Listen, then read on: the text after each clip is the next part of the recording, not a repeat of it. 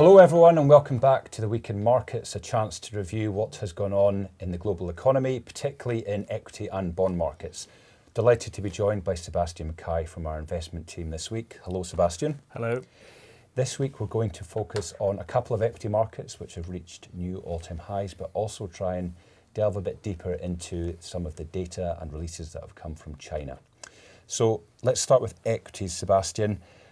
Two things stand out this week. One would be that we've got new all-time high in the S&P 500, which perhaps is something we should have been expecting anyway, given the moves from the Fed last week.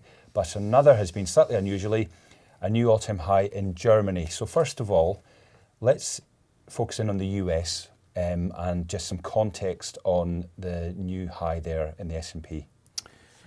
Yeah, the backdrop is the cut in interest rates that we saw from the Federal Reserve, as you mentioned, 0.5% last week, which had kind of come to be expected, but perhaps not fully. And so that was a positive surprise for market participants, and particularly the reasons why the Federal Reserve is cutting interest rates. It's not so much that they're particularly worried about growth. I would characterise growth as normalising rather than slowing very sharply. It's really because of the progress that they've made in fighting inflation. And so that's a really positive tailwind for the balance of risks for them has shifted towards fighting inflation. I'm just being a little bit more concerned about growth via jobs. Yeah, so they have this dual mandate, which is inflation and the labour market, and it's not necessarily that they're incredibly concerned about the weakness that is starting to emerge in the labour market. I would say that the labour market is gradually softening, and that's their conclusion. But certainly they're definitely less worried than they were, say, 6 months ago even, about inflation. And I suppose if we contextualise the move in equities, for most of the year it was being driven by tech and stories such as Nvidia leading the charge, but this time we're seeing other outperformers, and so we would describe it as we're seeing more breadth in the equity market, and that's what's boosting the S&P 500 this time round. Yeah, that concentration issue that was so prevalent at the beginning, in the first half of the year, we, as you say, we are starting to see breadth.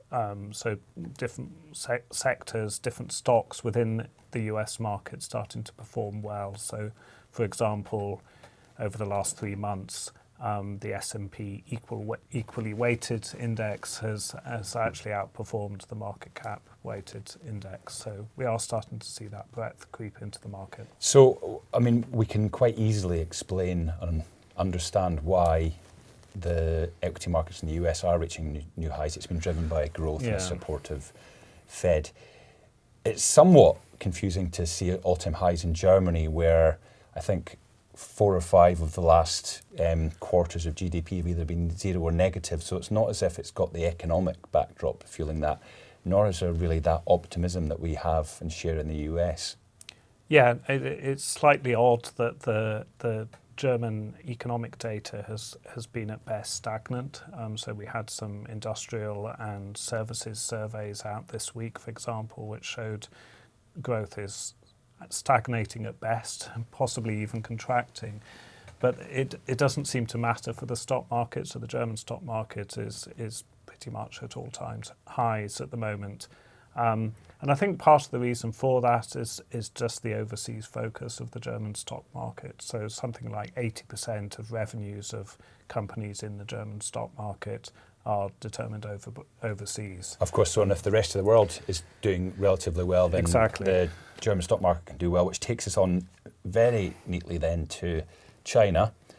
This is a market which the German economy is very much dovetails with. So there's been a lot of news and it was a surprise to markets. So how would we let our viewers and listeners understand what has actually been announced from Chinese officials and policymakers this week? Yeah, I think it's quite important to look at the kind of context, the background of how we got to this position. So the Chinese stock market, I was looking earlier, has since the beginning of 2021 has underperformed the US market by almost 40%. So there's been significant underperformance of the Chinese stock market. for a number of reasons, including the property market being in a very difficult situation, the crackdown on tech that the Chinese government launched, and various other reasons. So what we saw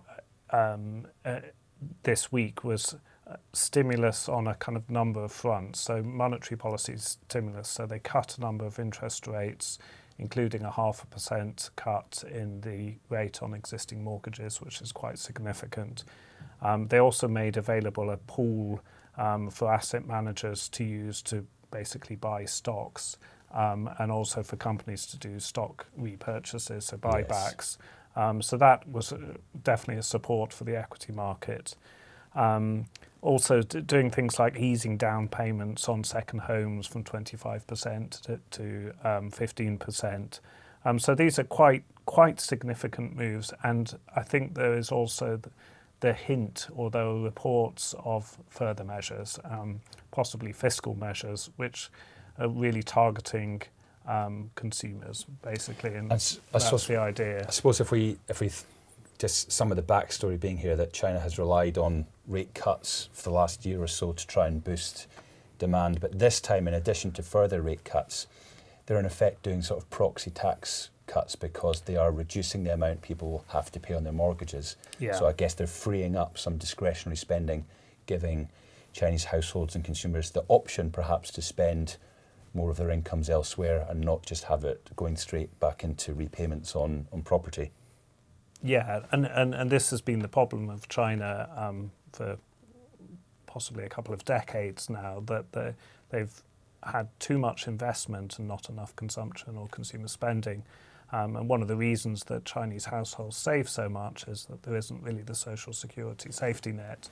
So any measures that kind of enhance that safety net might encourage households as well to reduce their savings and spend a bit more. Yep, and I think it's also, so it is good news from China, and perhaps the fact they have promised to do more and are willing to do more before the year end suggests that they are serious and are taking comfort from the fact that the direction of monetary policy, particularly in the US, has changed as well, which can be a backdrop for that.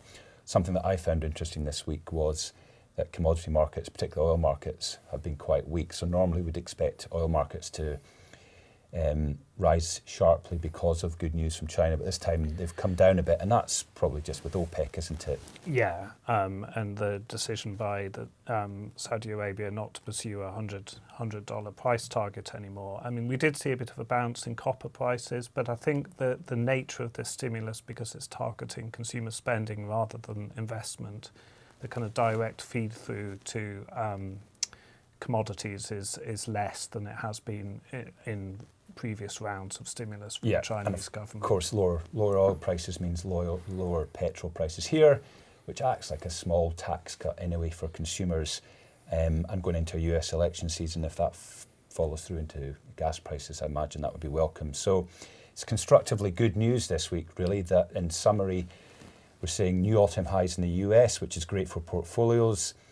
Germany was doing well in its stock market anyway, but it's got another boost from the news in China. And of course, it's been Chinese stock markets which have been the star performer this week, up almost 10% on the surprise news from the People's Bank of China with regards to that stimulus and the commitment to do more, as Sebastian has pointed out.